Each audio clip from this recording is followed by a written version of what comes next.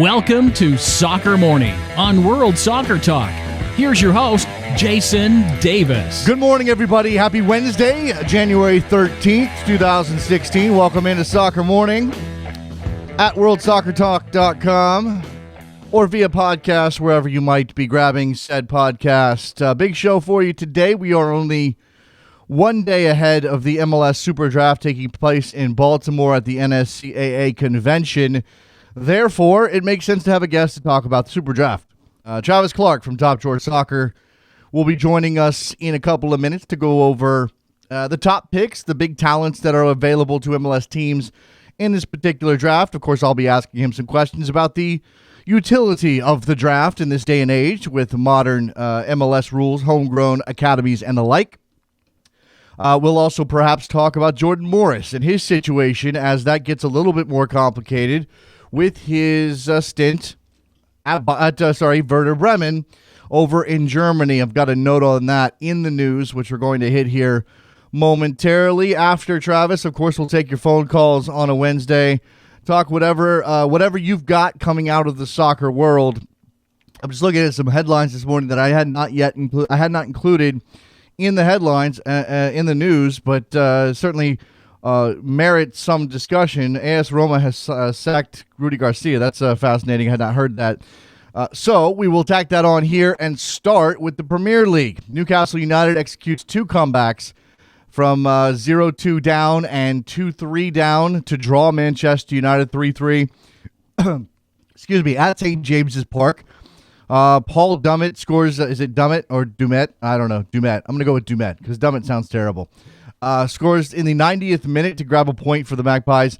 Wayne Rooney scores twice and provides an assist for Manchester United. An inspiring performance from Wayne Rooney that's gotten him some words of praise over on ESPN FC from our friend Musa Kwanga.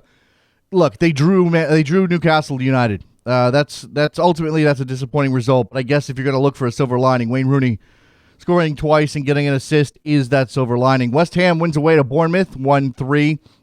Aston Villa gets their first win in the league since the first game of the season, 1-0 over Crystal Palace. So a bit of good news there for the Villains as they grab 3 points, but still rooted at the bottom of the table. Games today: Chelsea, West Brom, Manchester City hosting Everton, Southampton versus Watford, Stoke versus Norwich, Swansea hosting Sunderland, Liverpool and Arsenal. There's a big one there. Tottenham and Leicester. That's all games on the schedule in the Premier League in midweek. Chicago Fire goalkeeper Sean Johnson has replaced DC United's Bill Hamid at U.S. men's national team camp in California. U.S. Soccer reporting that Hamid has a knee injury that he picked up before the camp. I'm still confused as to where he could have picked up a knee injury before the camp. I guess we're looking for some resolution on that issue and also the severity of this knee injury. Additional note on this camp, rehabilitating Stuart Holden has joined the camp as a guest player. That's a good sign. I'm not sure what it means exactly, but if Stu Holden's able to go out there and compete and be part of training, that's a positive step along his rehabilitation and his potential return to the field. It's been so long since we saw Stu Holden on the field. It feels like he retired. He did not. U.S. Soccer announces that a Federation-hosted tournament for March called the She Believes Cup will feature the United States women's national team, England, Germany, and France. The competition will take place over the course of a week in March 3rd through 9th in Tampa, Nashville, and Boca Raton. So a top-level women's tournament, very briefly there, hosted by the U.S. Soccer Federation. That's a matter of pulling in some cash, I imagine. The draw for this summer's Copa America Centenario, speaking of tournaments taking place on American soil, will take place on February 11th in the New York area. That comes from Grant Wall on Twitter yesterday. The United States, Brazil, Argentina, and Mexico are seeded for the tournament. Copa America Centenario kicks off on June 3rd at Levi's Stadium in Santa Clara, California, when the United States plays their first game in Group A. So we'll find out who that potential opponent might be in about a month's time. Again, in the New York area somewhere. CONCACAF and CONMEBOL getting together to hold a draw. CONCACAF, by the way, releasing some award nominees, which maybe we'll get to later on in the show. ESPN FC's Jeff Carlisle reports that Jordan Morris had already made up his mind to sign with the Seattle Sounders before being pushed to take a trial with Werder Bremen by U.S. men's national team head coach and technical director Jurgen Klinsmann. This comes out of an item over at ESPN FC, obviously. This is a key paragraph as written by our friend Jeff Carlisle. If Morris ultimately is tempted to sign overseas, it will no doubt increase the rift between Klinsmann and MLS. Multiple sources indicated that Morris's mind was essentially made up to sign with Seattle weeks ago, but Klinsmann convinced Morris to accept Bremen's offer to go on trial. U.S. assistant and former Werder Bremen player Andy Herzog helped set up the training stint and was later quoted as saying that it was his goal, that it was the goal of he and Klinsmann to, quote, get as many players to Europe as possible, unquote. He later told FoxSports.com that he was misquoted. That's obviously walking back some of those comments. Herzog made them in German. I suppose there's some sort of plausible deniability here, but it's clear that at least in this particular case with this particular player, Klinsmann and Herzog wanted to see him chase a bit of a higher level. The Sounders, for their part, are waiting patiently. Garth Lagerwey saying, eventually Morris will make up his mind and there's nothing they can do. They've already made the largest homegrown contract offer in MLS history, in excess of $200,000 a year for Jordan Morris, again, who comes out of Stanford, highly touted with the U.S. men's national team reputation, a goal scored, a college championship. Not part of the draft. He would have been, say, 5-6 years ago, but here he is, likely a homegrown signing if he does play for MLS. Meanwhile, there are numerous players in the MLS Super Draft, which takes place tomorrow in Baltimore. And we're going to talk to Travis Clark from Top Drawer Soccer, Travis M. Clark on Twitter, about this draft, the value available, the talent available, whether or not this is a deeper draft than last year's, and what we should look for when these teams get ready to make their picks tomorrow up there in Baltimore. All right, here we go, Travis Clark. Let's step aside. Don't go anywhere. It is Soccer Morning on a Wednesday, WorldSoccerTalk.com.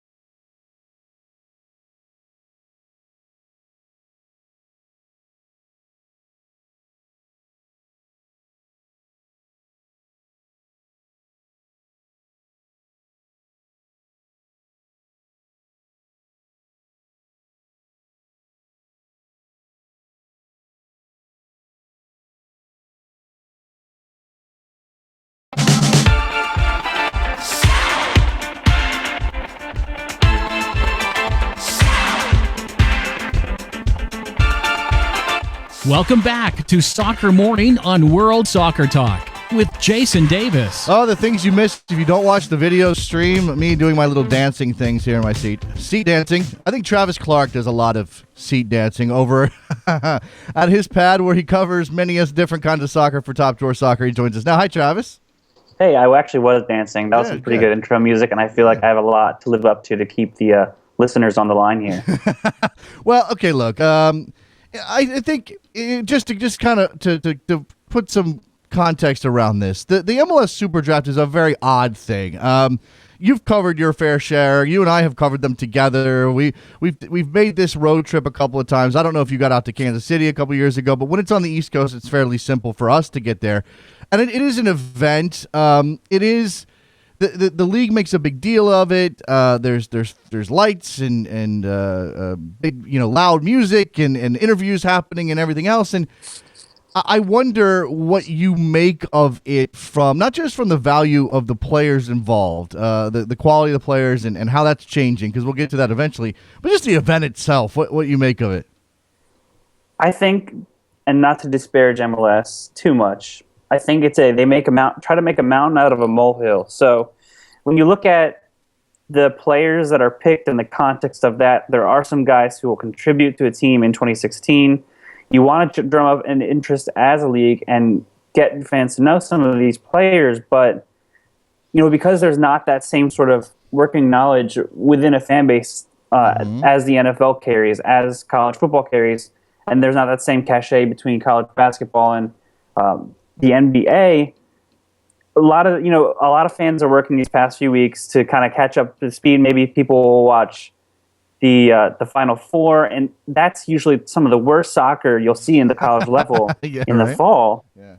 And you take all that, you throw it together, and you try to make the same thing with MLS, and it's just not the same. And you can't fault MLS for trying to make a big deal out of it, but at the same time, there's no reason to trump it up to make it such a big deal when you look. A good way to describe the value of the draft is Nick Besler went 5th overall to the Portland Timbers, barely played a minute. I don't even know if he made a league appearance, and they won MLS Cup. You look at that, and you're just, okay. Kyle Larin, obviously, he made a big impact as the number 1 pick. That was good to see. But you're not going to see a lot of guys. It's pretty standard this year. There are some good players, some players who have some intriguing abilities, but you never know if they will be able to make that leap going from 3-month season to a full pro season, and then add another factor that there's so many other factors around, their adjustment to that, the coaching, just getting a chance, having a chance to develop. Yeah. And you look at that and this is not as big a deal as it made out to be. Yeah, well, look, I think it's okay for them to put on a show, but as you said, the players that are available and the homegrown program and the academies have changed this dramatically. I just mentioned that whether or not Jordan Morris decides to go to Germany or not, if he was going to stay in MLS, he's going to sign with the Sounders as a homegrown player. 10 years ago, he's in the draft, and maybe this is a different sort of situation we're talking about. But as it exists, there's a limited amount of talent here. I'm looking at last year's, and we're going to get to the kids this year, but I'm looking at last year's first round, and as you mentioned, Kyle Larin was a success, a big player, Rookie of the Year for Orlando City, number 1 overall pick. You mentioned Nick Besler not making a league appearance at number 5. You go down this list. The players who made an impact, you can count on one hand. Kyle Larin, Fatai Alashe, Matt Polster, Christian Roldan, and you want to throw in Amadou Dia, you can throw him as well. Beyond that, you could make it small, a lesser case for guys like Saad Abdul Salam, not Kyrie Shelton, even though he's in national team camp. I don't think he did a whole lot. Tim Parker, okay, maybe you throw him in the mix. Then you maybe Nacho Maganto at the end of the year, but he didn't do much before that. He showed some potential, but that's about it. Look, it's the first round. You should at least, in every other sport, those guys are at least making their rosters, right? They're at least showing up on an NFL team or an NBA team or whatever. In this case, there are so many guys here that are probably never going to make an impact at all, or may find themselves out of the league. In fact, Leo Stoltz, who I remember last year being touted as MLS ready at the very least, even if his ceiling wasn't very high. He at least was MLS ready. He picked at number 8, dropped in the draft, and apparently rightfully so, because he was picked at number 18 by the Red Bulls, and they released him after the first year. And all he did was play for Red Bulls too. He didn't even get any minutes with the senior team. So it just shows you what the value of this draft is. And yet, again, we look at the rundown here, and I'm looking at your mock draft over at Top Tour Soccer, and there are some guys that people expect to show up and be legitimate soccer players, especially Joshua Yaro at the top and a couple of other players. Right, and then obviously the other name getting lots of headlines is Brandon Vincent, the left back from Stanford. You get included in the U.S. national team. Ideally, that bodes well for you, but you can make the same point about Alex Bono, who went 6 overall, and he was in national team camp around this time.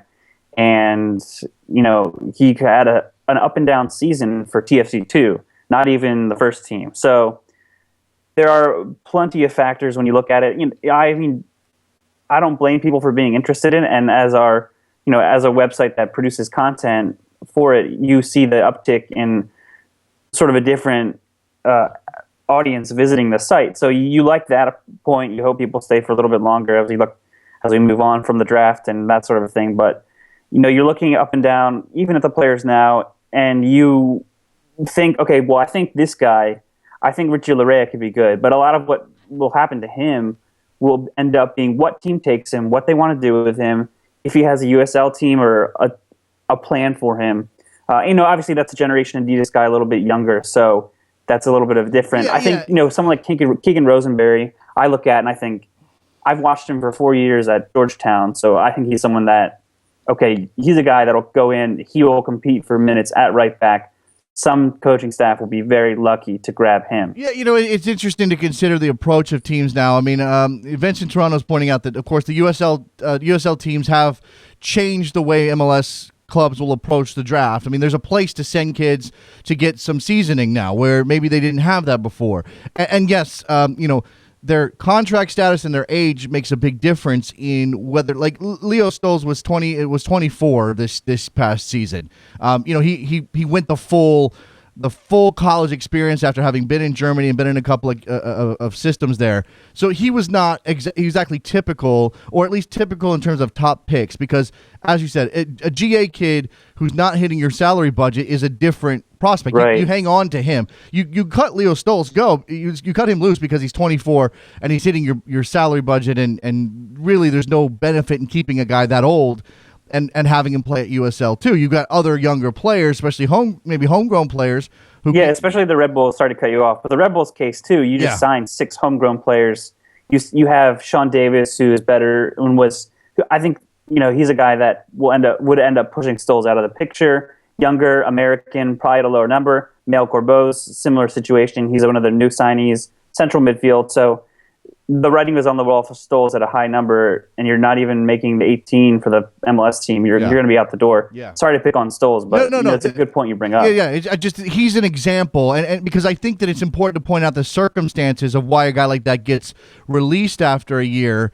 And he looks like a bust. Now, again, within the Red Bulls context, the number of homegrown players that they've signed and what they're doing with their USL team makes it not as much about Leo Stolz as about the Red Bulls. But he obviously wasn't ready to step right in, whereas a guy like Kyle Larin clearly was. A guy like Fatai Lashe clearly was. And that's it's not simple to identify these players. So let's look at, speaking of this, and you've picked out a couple of names already, but give me the guys that from the best guesses you guys can make at Top Tour Soccer are really the players you would expect to not only be drafted in the first round, which is only the only round that really makes a difference in MLS anymore, but are capable of making a team, being in the team, and getting significant minutes. There might not be a Kyle Larin in this group. He scored 17 goals, but is there somebody that can approach Kyle Larin? Obviously, there's no forward that comes close to his abilities. I think Fabian Herbers is an interesting case. German player, so he's got a little bit of a different background. Didn't look like he was going to be making or signing a Generation Adidas deal, and ended up obviously being a last-minute signing after the Hermann Trophy. He finished behind Jordan Morris, which you can make a case that Herbers had a better college season overall than Morris. But once Stanford won the national title, it was like, well, sorry, Fabian, you're not no chance you're going to win. I'm not even sure when the Herman voting is done, but you couldn't really see him at winning that. I think he's someone that a team takes a risk on, but he end up doing stuff for this year. Maybe not a high ceiling kind of guy. Obviously, there is a risk involved with all of these players. Moving along, obviously, I mentioned Rosenberry. He's a guy that I would back to find success. Curious about the center back. There's a lot of pretty solid center backs out there, but I don't even think either, you're looking at the Donna Campbells, Kyle Fishers. I don't think those guys really even come close to like a Steve Birnbaum type where you end up seeing them log significant minutes during this upcoming season. But maybe guys that, maybe they're on a USL2 team with an MLS team somewhere and end up cracking the starting lineup on a team that doesn't make the playoffs. Yaro's an interesting case because you look at him and you think, well, you're 5'10", 5'11", but you're a freak athlete. Are you going to try him as a right back? Are you going to work him out as a center back, which you could do, I think, and he'd be an asset to you. Jordan McCrary is probably a top 10 guy that I think is kind of a lock to see some minutes. Outside of that, there's a lot of question marks. The Division II center back everyone's talking about is Tony Alfaro from Cal State Dominguez Hills, and everyone has to have him going to the Galaxy in the mock draft because they play. Cal State Dominguez Hills is where the home.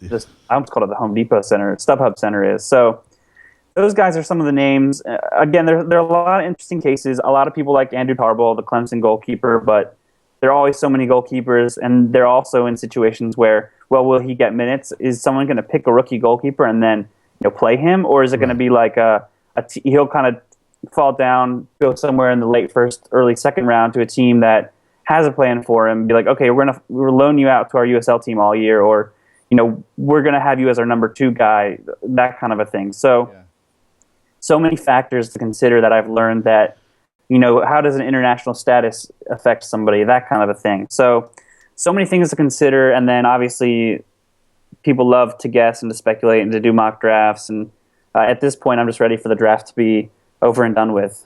Yeah, I mean, the factors. I mean, we identified some of them. You just threw another one in the mix. The international status. Again, I'm sorry to go back to Leo Stoles. I'm not sure he had a green card. Probably international slot if the Red Bulls add him to the roster, and those things come at a premium. We know this. So you have international kids who suffer for that, but then you have GA contracts, which gives the team a benefit. Then you have there's just so many things. Again, the USL factor. Positional questions, because as you said, whether or not you draft a goalkeeper in the first round. I mean, Andre Blake goes first overall a couple years ago, and we're only just now seeing a potential for him to be the out-and-out starter for Philadelphia after all of their, back and forth with goalkeeping foil. Yeah, I mean, volleys. And hopefully Ernie Stewart, gets a hold of the goalkeeper situation in Philadelphia. But it just, again, it speaks to the very hit and miss situation with this draft. I did a review very briefly for ESPN FC of last year's draft, and again, we mentioned the guys who were a success. Do you consider? And I have to go back and look, and there's actually some pretty decent work been done on sort of counting numbers and using minutes and starts and appearances as sort of a judge of how good these players are coming out of the draft. Of course, it's more difficult to judge last year's draft than the 2014 draft or the 2013 draft. Mm-hmm. But when you look at the trends, do you actually see trends? Do you actually see sort of the thing settling into a soft spot for MLS teams, considering all of these new mechanisms for signing players? Or is there still a process here for clubs to determine how to use the draft? I think each team can use the draft as to how it sees fit, and like we've kind of already touched on, it can run the gamut from DC, when DC United picked Steve Birnbaum, they traded for the Blake pick, or they traded down, picked Birnbaum, and I don't think he was like in the starting lineup from day one, but it maybe took a few weeks to a month, and he was their center back, and they didn't have to go out and sign a center back. That is one way of looking at it. And then there's the Beasler factor, the Leo Stoles, where a team is in a more advantageous position with its roster or has a more trusted approach to its scouting network abroad or what have you, and can orchestrate moves, you bring in the Sasha Kljestan, you bring in Felipe, you have Dax McCarty on your roster, and you don't need to go to the draft to pick up a player. Now, that's not to say the Red Bulls haven't found value in the draft. Just to use him as an example, a guy like Chris Duval ended up as a starting right back for them, I believe, during his rookie season at a few points. Obviously, he had some injury problems last year. Who knows how it'll kick on for him in 2016, but those are just kind of examples that are jumping out to me. So it's still pretty sporadic. It is still a hit-or-miss prospect where teams are, I guess, I don't know each team-by-team specifics and the scouting that they do, but I know a handful of MLS scouts that kind of are local people out here on the East Coast that are driving up and down, looking at games, and some are even flying around the country a little bit. Some teams it's just having their technical staff go out and about. I saw Jay Heaps at a Georgetown game last fall, for example, after their season was over. So, it's hit or miss, it's sporadic, and I think that it's difficult to kind of gauge what your investment is worth. If you're really, if you're doubling down on your academy, if you have a USL2 team and you can kind of offer this natural bridge to your first team and you're actually using that, you can't totally discard the draft completely, but it's not going to be the difference between you winning MLS Cup and not. Yeah, that leads me. I mean, there's obviously going to be variables in terms of how teams approach this thing and different ways different teams look at it. Whether or not I guess again, whether or not the homegrown situation for a certain team is strong, whether or not they're already stocked at certain positions, whatever X, Y, and Z things that they're going to consider when they look at the draft. But do you get the sense? And I don't know. I mean, I know you're looking at this a lot from the talent side, not necessarily from the club side, but do you get the sense that there are clubs who have essentially said, yeah, we'll just take whoever's the consensus best player at that point when our turn comes, and we'll see what happens, because we're not going to put a lot of resources now into the draft, into the college game, because we've got all these other things to consider. And as you said, maybe there's just not enough, there's not the scouting. The scouting infrastructure isn't there for them to really have a grasp on who's going to step in, be an immediate contributor, or who needs to go to USL or whatever. Yeah, I don't get the sense. I can't speak league wide, obviously, but I don't really get the sense that any teams are just kind of bagging the draft, because even with all those factors considered, it's still, it's a gamble, it's a risk, but you can do pretty half-assed research and still come up with a player if you have a good network, even just within the college game itself of coaches. You pick up a phone, call a couple D1 coaches, they can give you value and insight. Whether it's a coach of a player you're looking at or the opposition coach, that there are some pretty sharp coaches at that level that you can kind of lean on in that regard. So to cast it aside completely would be a bit foolish, I believe, and I can't imagine any team doing that. At the same time, a lot of what I'm saying is speculation, so maybe there are teams out there. And of course, the coaches always want to hang out with each other and have vacation in South Florida, so the combine will always exist too, right? And that's the thing. I want to ask you about the combine, and from your experience, and certainly the guys that you work with at Top Drawer, and some of the other people who go out and cover that thing. It's such an odd event. It's a couple of days. How much can you really learn about a kid in a couple of days in teams with filled out with players they've never played with before? I mean, we talk about this sport in particular more than any other being teammate dependent. You can't, and system dependent and tactically dependent. You can't take a kid in isolation. I mean, we try to do it all the time. We give ratings to players during games, and I always feel weird about it, Travis, because it's impossible to pick out one guy and decide if he had a good game or a bad game over the course, especially of 90 minutes. And I'm guessing a lot of these guys don't even get 90 minutes of consecutive time on the field in a combine match. So what do you get out of it? I think there's the value maybe in the face-to-face meetings, the interviews with kids, more so than even evaluating them as, players themselves. Because not only is it the factors you mentioned, but for most of these kids, their season ended in November. So I'm sure a lot are working their butts off and trying to keep as fit as they can, but they're not playing 90 minutes of soccer on a regular basis. So you throw them out there, fitness, sharpness is all lacking probably across the board. I mean, it is. I've been there, and every year I ask, kind of have this internal debate within TDS, like, well, should we go?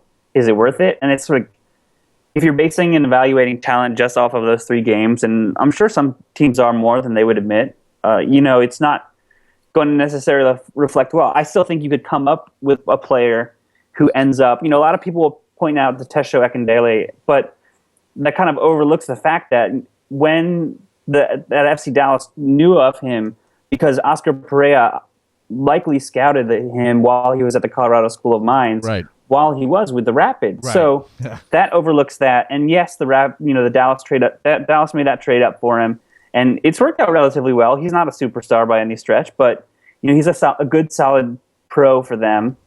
But that was more than just his combine performance. At least I would like to believe. I could be wrong. Okay. I could totally be speaking out of turn. But you see the coverage of it. They do the physical testing, and that draws vitriol from a certain crowd of people. And it is a little bit silly to use that when you're looking at recruiting, looking at players for professional soccer. But at the end of the day, I feel like it's always just going to be there because there's an element of the coaches just want to be able to have a vacation. And maybe that's a cynic in me.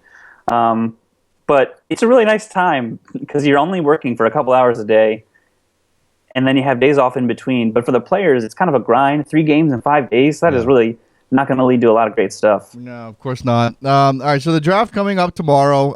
Again, we'll see how this plays out. You guys have mocked the draft. I mean, you've done a mock draft many mocks. So much mocking going on. Top Drawer Soccer, probably, I'm going to guess one of the best and most well-informed. Certainly, you guys know these kids from having seen them play, watched them play, been out probably more than most. And, of course, again, this is it's a big country with a lot of soccer happening and thousands of players to kind of drill down and identify 20 guys who are going to go in the first round. It's got to be really, really difficult. You guys have Yaro at the top, going to the Fire with the number 1 pick. There's rumors that the Fire are going to trade the pick. If the Fire get out of the number 1 spot, does that change where Yaro ends up? I think it could. I think he should end up top 5 somewhere, but it could be maybe Philadelphia trades up because they really want to get Vincent, or someone else really wants Jack Harrison. That certainly could happen. He's a really dynamic, electric, exciting player who I think in the right system can thrive. A kind of guy. I watched him at Wake Forest, and you're like, there are rare times where you watch college soccer games and be like, I want to watch that player play, and it is very fun. Now, part of that, Wake's system was very fun to watch as well. They were very possession-oriented, keeping the ball, attacking soccer, and he was like a kind of the attacking linchpin on the wing. So those are kind of the 2 guys you'd imagine. I can't imagine anyone else, either Yaro, Harrison, or Vincent, seem like the number 1 overall type pick. And Vincent would be interesting because he's not a GA, so that could be a little bit of a surprise, I think.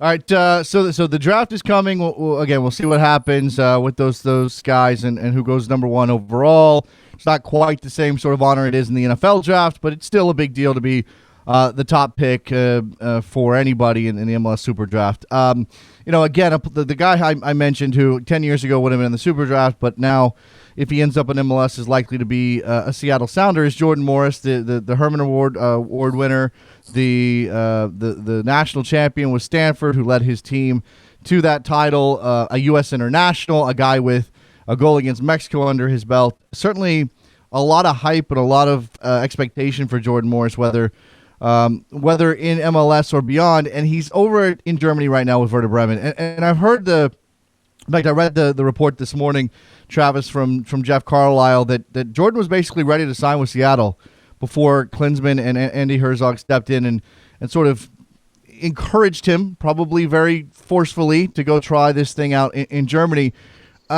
Just your perspective on what's happening here, because again, MLS needs players like Jordan Morris, and yet when you consider the wider scope of American soccer, it might actually be better if Jordan Morris does end up in Germany.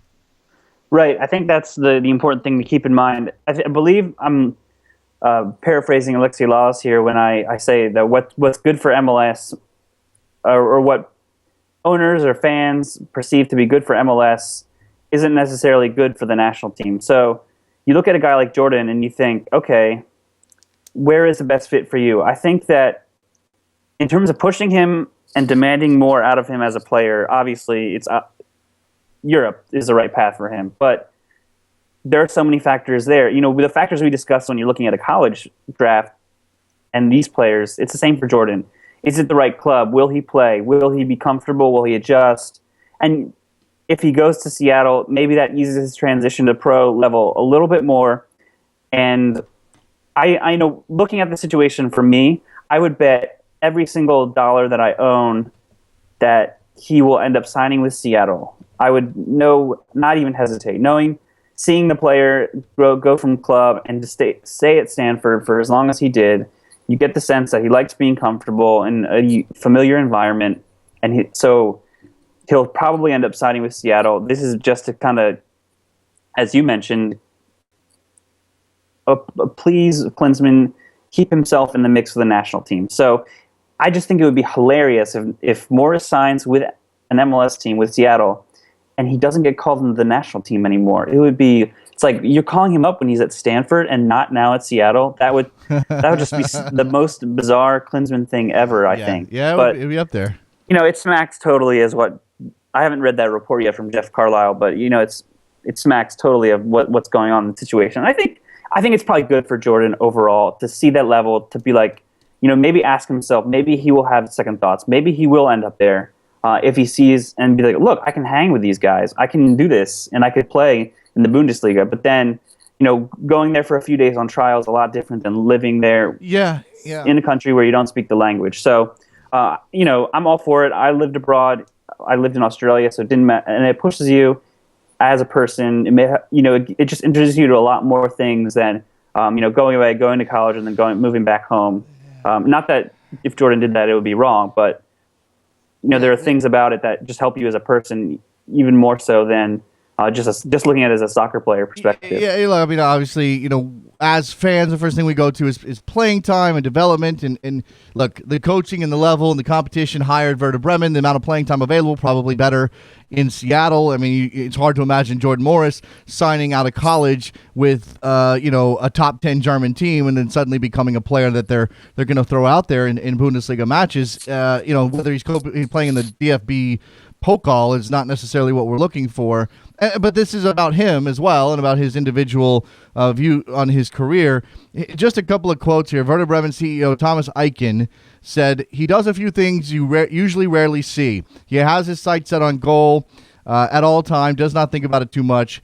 He could be a creative transfer. We'll see. Again, I don't know if there's a lot of fire to this smoke, but it does speak to what's happening with the national team and the sort of opposite directions that the U.S. soccer program under Jurgen Klinsmann is pulling versus what MLS is trying to do. And again, I don't think either one is necessarily wrong, Travis. It's just they are working at cross purposes, and I do worry about the impact of that. I don't know what it's going to be though, and we can't. We obviously can't predict the future for a guy like Jordan Morris. And if you'll give me a sense of what you make of his talent, we've all seen him play with the national team in limited spurts. We've seen a little bit of his college career if we watched, the College Cup and the like. But is he really a guy who's going to continue on this upward trajectory, or can we expect sort of a plateau at some point? Well, I think every player is going to plateau at some point, but I don't know how soon that would be. I think that Jordan is a good player. He's probably not as good of a player as he's made out to be. I feel like his inclusion to the national team is a lot down to the fact that he's fast, and as simple as that is, and in some ways disappointing. It's not that he's not a technical player. He's not first and foremost, but his speed is obviously something that you look around MLS, you think about the American forwards, American attackers that are available at Klinsmann's disposal, and there are not a lot of players with that kind of pace. So that's something that comes to mind, and you could make the judgment that would fit well in MLS because I watched him play against Wake Forest in person, and he looked like a man against boys. He's a big, strong kid. So you take that into consideration. You think about some of the characterizations of the generalizations of MLS, and it seems like that would be a nice fit for him because of what he kind of brings to the table. I think that his ceiling is probably not as high as it might have once been if not to say if he moved to Europe or turned pro sooner, but it just seems like maybe, at a point where if your game is based a lot on pace, then if you don't evolve in other parts of the game and you can kind of lean on those aspects of your game to succeed, you won't be pushed as much as you would be in other environments. Yeah. So I will be curious to see how he ends up. I think he would be an obvious slam dunk rookie of the year contender here in MLS. He would be hard pressed to. I don't know what Werder Bremen's situation is in the Bundesliga or who they have, but I think his versatility, if he can play out wide there, that would certainly help him if he can handle kind of the tracking back defensive duties. But I think that would be a move where you may not see him play very much. And in that situation, he may not end up, or play him out right away, I should say, because you're talking about a January transfer. You're talking about coming in the middle of a season where, if you're wherever they are on the table, that's going to impact who they're playing. So, it's an interesting juncture for him to be at. And, it's nice to see that he's just leaving Stanford, and kind of a relief, to be honest. Okay. Yeah, we've all been waiting on that after 3 years. But, I mean, look, the guy we all expected to be watching at Werder Bremen was Aaron Johansson. He hasn't yet been able to figure out how to get healthy. And that hasn't happened. So maybe it'll be a different American forward who's over there in Germany for Werder Bremen. Everyone should just watch Christian Pulisic anyway. We'll just hype him up instead. Right? Look, I would love to have you on for another 20 minutes to talk about Christian Pulisic. I'm going to have to get to phone calls here, but I'm careful, and you know this, Travis. I want to be careful about the hype machine. Now, with Jordan Morris, who's 21 years old, who's shown up for the national team and been picked by Jurgen Klinsmann, right or wrong, I don't feel as weird. But when it comes to Christian Pulisic, who has, during the winter break, gotten some time on the field with the first team at Dortmund, I want to be careful. I mean, let's not get ahead of ourselves. I mean, be excited, but let's not get ahead of ourselves. Yeah, you can be careful and excited. Yeah, be careful, be excited. That's the same thing I would say about Gideon Zelalem, who's doing it in the second division in Scotland. It's all out there. Maybe the future is very bright.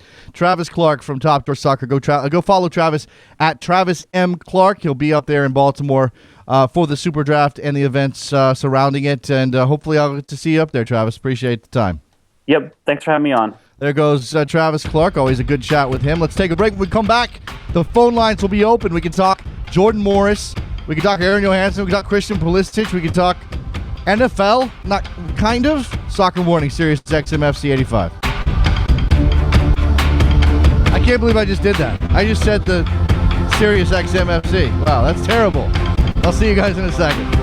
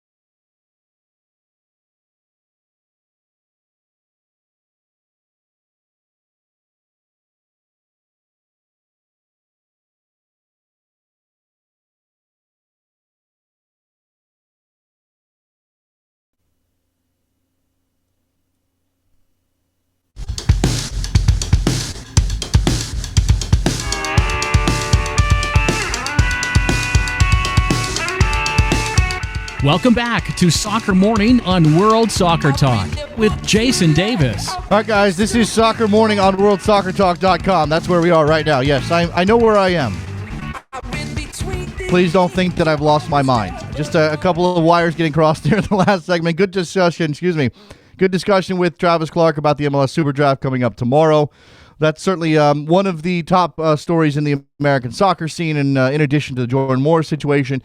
In addition to Alan Pulido perhaps going to the Colorado Rapids. That's out there floating around on the hot stove. And just breaking, the Orlando Sentinel reporting that Orlando City will not be playing in their new stadium at any point in 2016.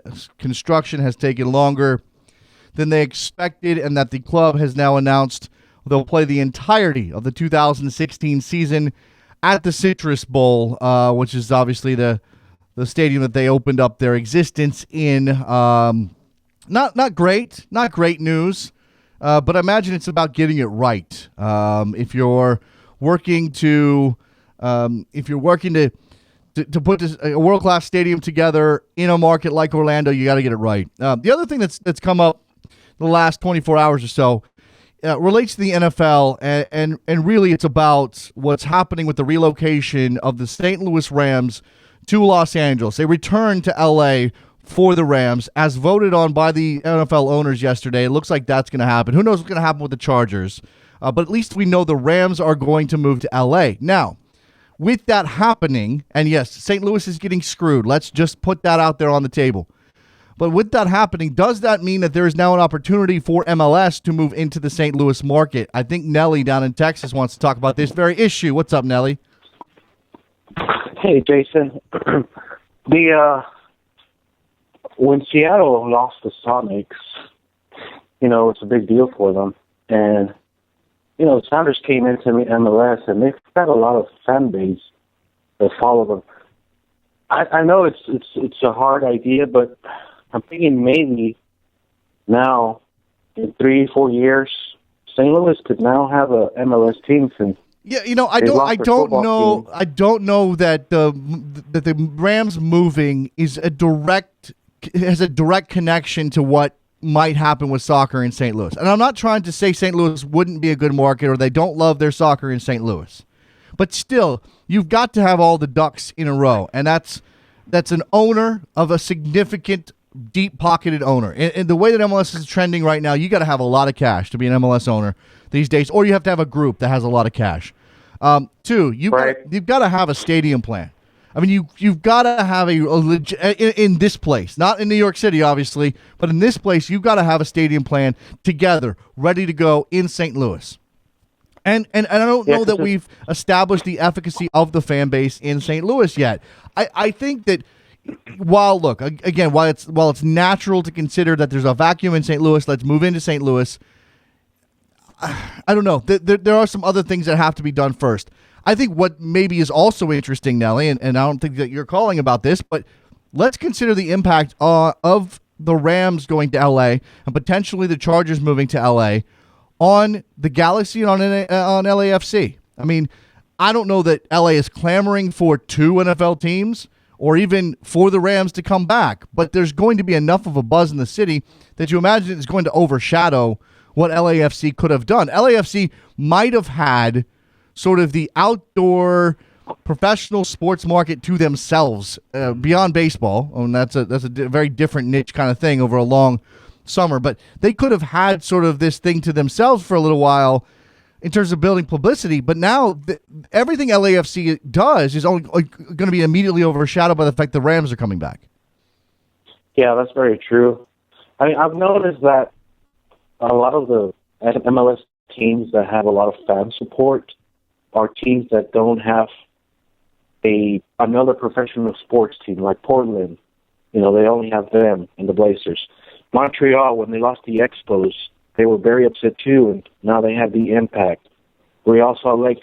Cities like that don't have more, the 4 big sports tend to attract more fans. So I think maybe in St. Louis, there's a chance that you can have a good support of fans, maybe in 10 years, that would push for MLS to be there. Because MLS seems to be working in cities that only have one professional team or none. Yeah, look, MLS is the cocktail that makes for success in soccer. Thanks for the call. I appreciate it, Nelly. The cocktail that makes for success at the professional soccer level is an interesting one. Certainly we've seen, I don't want to just say that it has to be this certain way because that's the way that the trend has gone, and we've seen a little success with a specific kind of market. Portland, NBA team, nothing else. Timbers doing very well. Soccer City, USA. Orlando, NBA team, nothing else. College football, certainly, but not right there, not right next, not right in Orlando, dominating the national scene. So that's it. There's room for Orlando City on some level. Whether or not we see the same sort of success in a place like Minnesota, or whether or not Miami can rise above, will tell us a lot about whether or not MLS should be, but that's the thing. MLS needs the mix, and that's why Atlanta exists, and I imagine there's a lot of people putting on a lot of hard work and crunching a bunch of numbers to try to find a formula for whether or not MLS is going to work in a town. And I don't think it's an art more than a science. Aaron in Jersey, you're on the air. Hey, I actually think this is a very unique opportunity for a bunch of reasons, both San Diego and St. Louis. Primarily because you already have stadiums in place. Even though San Diego's is an old stadium, it's still a stadium. And I think one of the challenges has been when you're dealing with any foreign club investment is they're realizing the way we are structured around real estate, stadiums, right-of-ways is far more complex than in Europe, where, basically if you own the land, you can put a road up and pretty much put a stadium up. It's not quite that simple, but it's very doable. There's a model. There's hundreds of them or thousands really over the years. So people kind of know the formula. And I think if you have two operating stadiums now that you can leverage, and I have to imagine those cities will be reasonably desperate, not willing to make a dumb deal, but an MLS or an NASL deal is typically not a dumb deal, right? You're not throwing billions of dollars at these sure. entities. We're tens of millions tops. Degrees. We're talking about degrees of dumb versus look, exactly. There are people out there. Fieldofschemes.com exists for a reason. Neil DeMouse will tell you that all public money or all tax breaks or all incentives given to private sports owners are bad and dumb. But yes, I see what you're saying. And the other thing too is, I was born and raised in LA. I kind of know that market pretty well, especially the sports market. And I go back, pretty regularly from the New York area.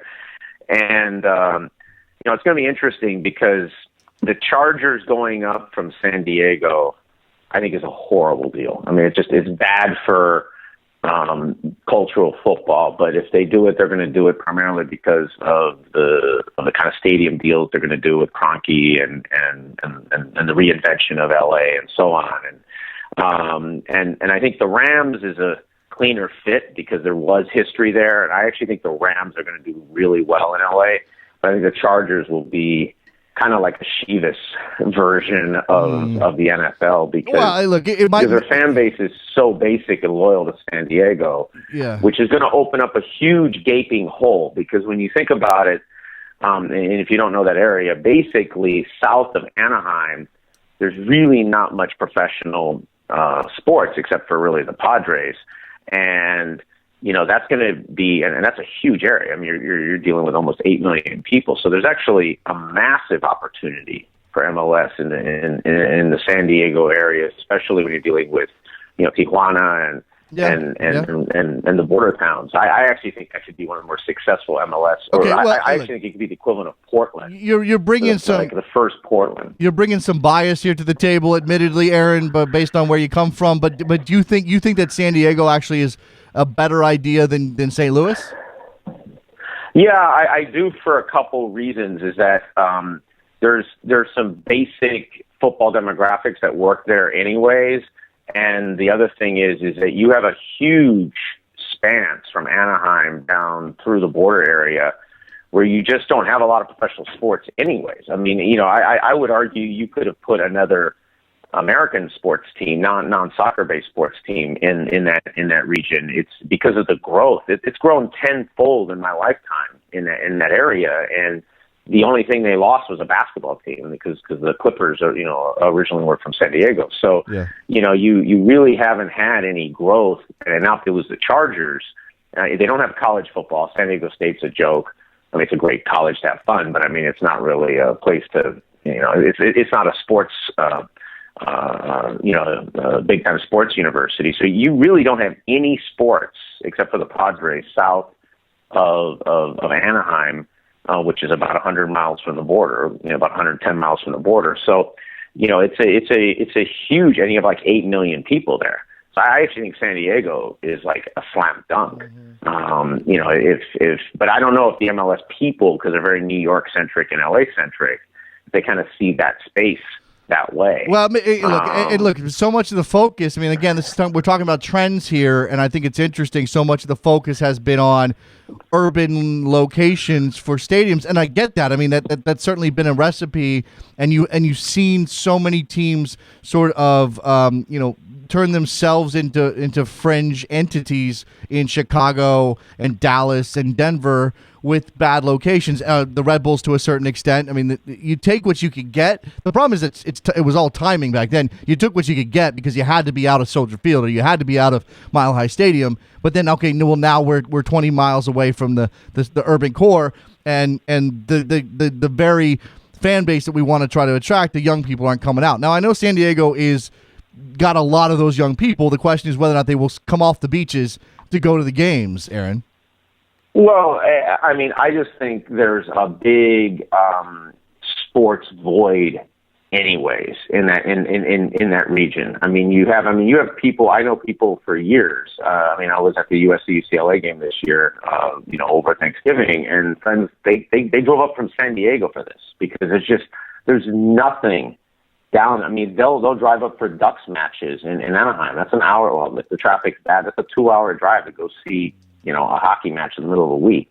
I mean, so there's just a huge base available down in that region, and I actually think you could use the desperation which San Diego will have, because San Diego is trying to become a big time city, and losing an NFL franchise is kind of one of those basic things in America that doesn't make it look like you're becoming a big time city. All right, and Yeah, I'm sorry. I got a bunch of people lined up here. So yeah, just if you got a closer here, I'll let you go. Quick little closer. I think it's a great match with Liverpool Arsenal. I actually have Liverpool pulling a result out today. Ooh, all right. We'll see what happens with that. So I actually think that would be a big boost to Jurgen Klopp, certainly. All right, Aaron. I appreciate the call, man. Absolutely. Thanks. There you go. So Aaron in Jersey. Good stuff from him. Let's talk to Al in Missouri, who's been waiting patiently. What's up, Al? Oh, kind of feeling blue about the Rams leaving St. Louis. Yeah, I feel bad. Our friend Simon Evans from Reuters was tweeting that he was in St. Louis to talk to fans about the team leaving as it was announced last night. There are people in St. Louis, Al. I don't know how old you are, but there are people in St. Louis who certainly have remember 1987 when the Cardinals left, and now they have. Yes, I remember that. Yeah, go ahead. I remember that. And I also remember, one of the things, St. Louis is a good sports town, but one of the problems we have, going back is trying to maintain teams in St. Louis. We lost an NBA team. Yep. And also, too, if you look at the history of soccer, St. Louis has always been a soccer town.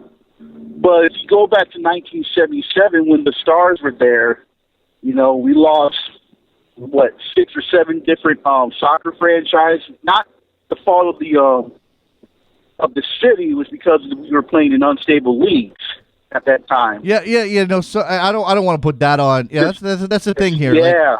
St. Louis. Again, I don't know.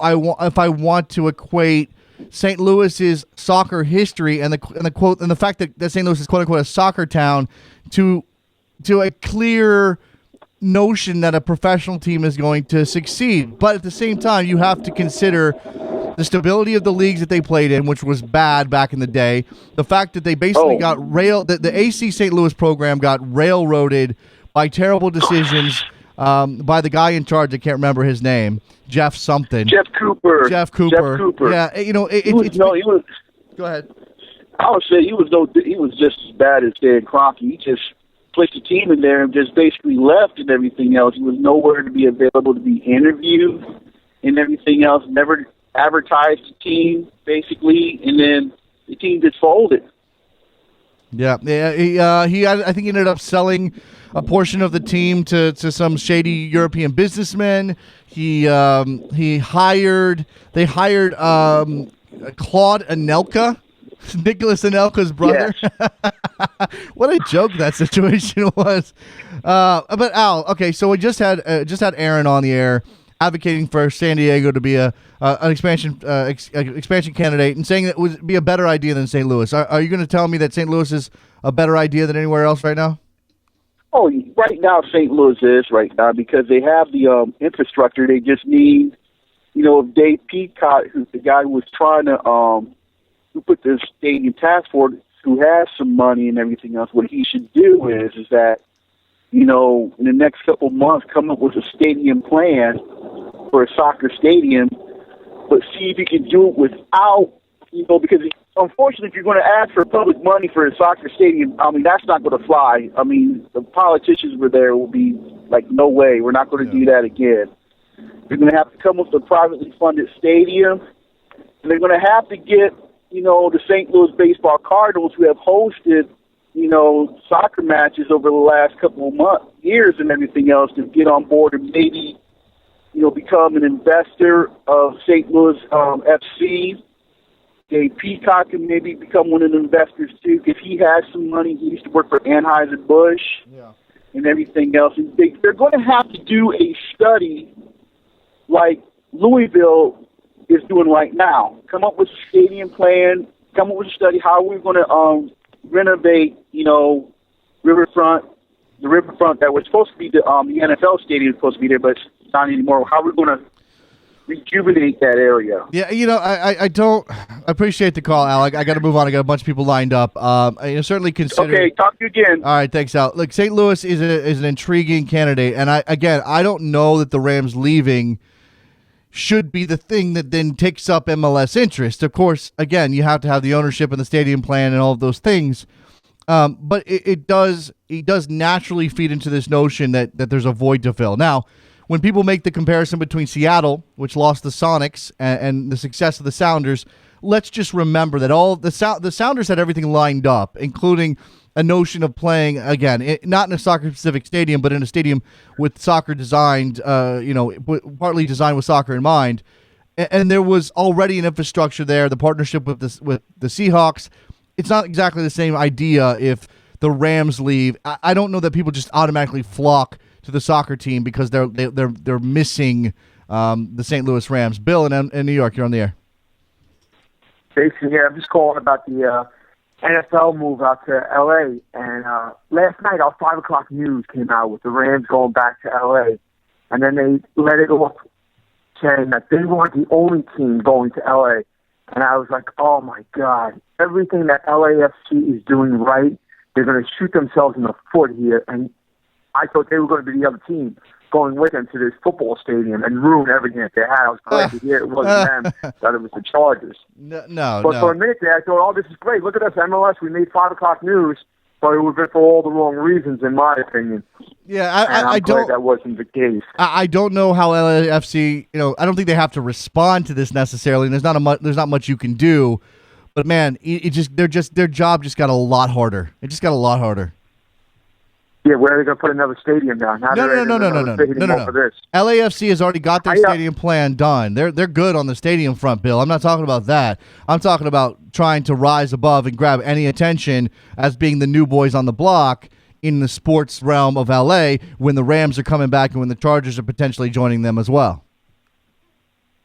Yeah, and I want to talk about yesterday. You had a guy on, your guest, who I thought was great, talking about NASL and expansion and all this stuff. And he brought up a lot of good points, and like you guys are talking about it right now with St. Louis and everybody else. Mm-hmm. And I think and I know this has come up in the past, an expansion city, which after all the criteria that he was putting out yesterday would actually be perfect. And I think he might have even brought it up yesterday, is Nashville. I think Nashville's perfect. I think that's like Portland of the South. You know, it's a great town. It doesn't have baseball. It's great. You bring soccer, and it's the only thing. And everybody, that's their sport, and that would be their team. And I think it would kick off down there. The Tennessee Titans play in Nashville, Bill. Did you know that?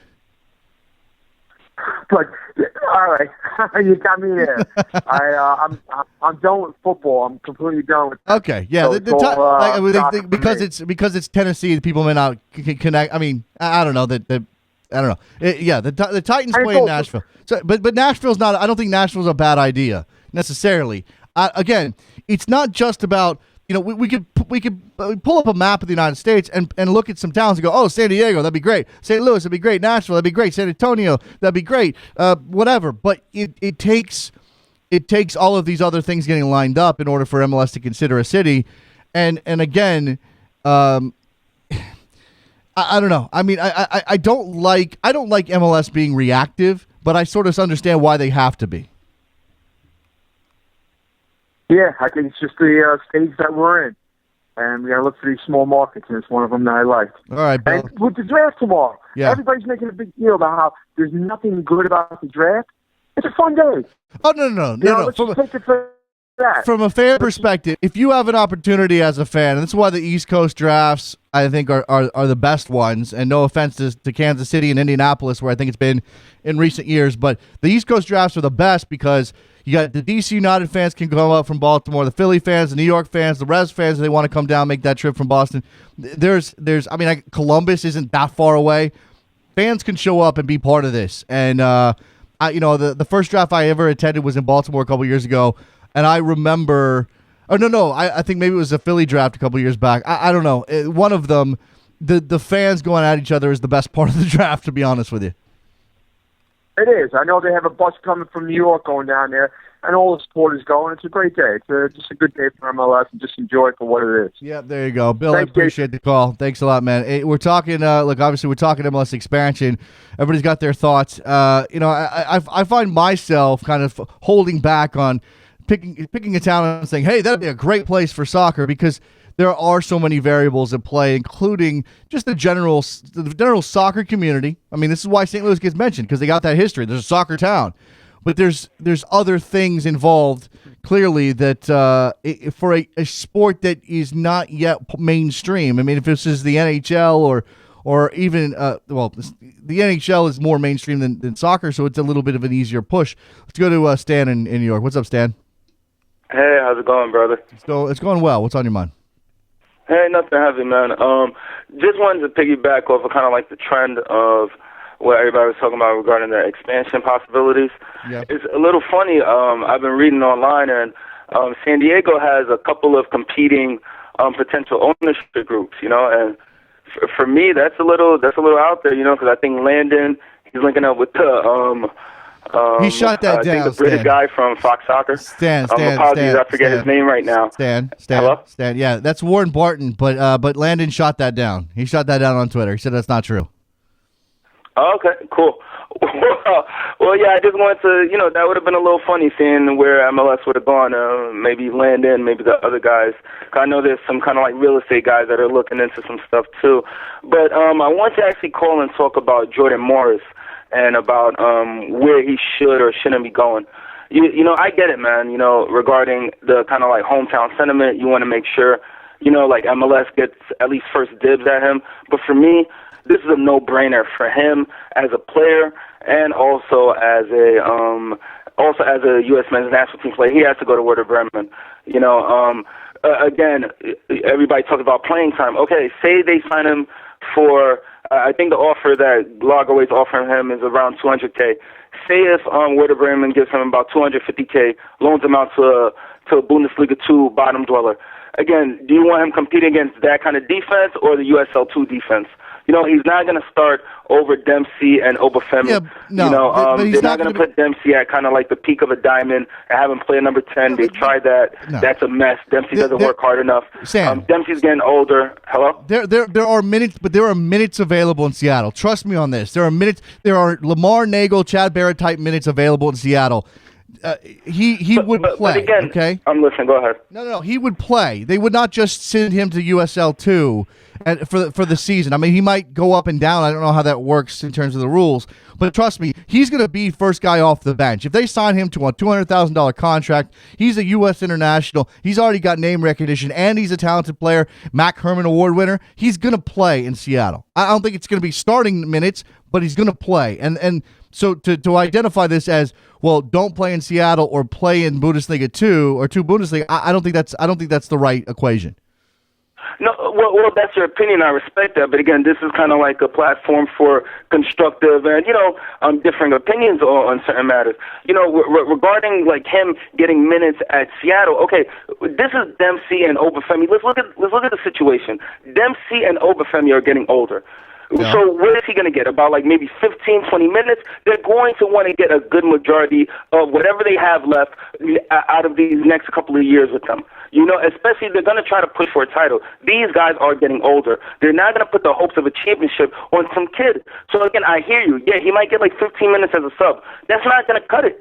So of course he's going to be hungry. They're going to want to have to appease him. He's going to have to go down to USL 2 and get minutes. So again, what is the better outcome? Him playing majority of his time in USL 2, playing against those guys in USL, or playing against Bundesliga 2 type opposition, teams that are clamoring to try to get to a first division. Let's be honest about this. These guys in USL are mostly veteran guys or college guys that just can't get on with the MLS or NASL team, or NASL guys that are going down to USL because the level is comparable between the two leagues.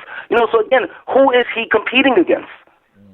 Yeah, I just don't. I'm sorry, Stan. I just don't. Thanks for the call, man. I just don't agree with the assessment of what the likelihood of Jordan Morris's time with Seattle. I think he's getting a lot more minutes with Seattle than you think he will for whatever reason. Now, again, if the equation is USL 2 or 2 Bundesliga, yeah, okay, 2 Bundesliga, but there's obviously a lot of other factors involved here, and we don't even know for a fact Werder Bremen wants to sign him. We don't know for a fact that they would loan him out to a 2 Bundesliga team that he would absolutely start with. I mean, they may have some other idea. They may put him in the reserves. If Jordan Morris, at 21 years old, is playing with the Werder Bremen reserves in the 4th division of German football, is that a good place for him to be? I mean, I don't think that's a better situation. Is it 3rd division? Okay, 3rd division. Is that a better situation than Seattle? Playing USL minutes? I don't know. I mean, I really don't know. I'm not making a decision for Jordan Morris. I really don't know. I'm trying to figure out exactly how many minutes Lamar Nagel got last year. But this probably isn't going to be a difficult search on the air in the middle of this, and we do have to wrap up this program. Okay, here we go. Here's minutes, just to give an idea. Lamar Nagel got 2,000 minutes last year. Now, he was a starter for a large chunk of the year, but he was also not exactly always first 11. A guy like, Clint Dempsey missed time. Now, maybe Lamar Nagel is not the right equation, right comparison for Jordan Morris in terms of minutes, because Jordan Morris, as we believe, will probably get some call-ups to the national team, and that'll take him out of the mix, whereas Lamar Nagel was never getting called up. But a guy like Marco Papa got 1,400 minutes last year. Christian Roldan, as a rookie, got 1,000 minutes last year. I think that there's time on the field for Jordan Morris in Seattle. A good 25, 30 appearances, maybe not that many, maybe 20 appearances. But that's a good base for a rookie player in a good team. And he's going to be training with Obafemi Martins and Clint Dempsey every day. That can't hurt. If Werder Bremen, he's going to be getting great coaching and playing with very good players too if he signs with them. But again, what is the playing time dynamic for him? And is the culture a problem for a guy like Jordan Morris? Don't know. All right. Fantastic calls from everybody. Aaron, Bill, Al. Who do we talk to first? I don't even remember. All of you guys, fantastic stuff. Thanks for the calls today. Thank you to Travis Clark from Top Drawer Soccer for his insights on the MLS Super Draft, and Jordan Morris. Make sure you're following him at Travis M. Clark on Twitter and reading Top Drawer Soccer for all of their mock drafts and draft mocking and all that stuff. All right, we'll get out of here. Talk to you guys. Ooh, that's loud. Talk to you guys tomorrow. When the draft is going to get underway, I'm not sure. What time does that thing go off? I don't know. We'll track it tomorrow. Soccer Morning, WorldSoccerTalk.com. See ya.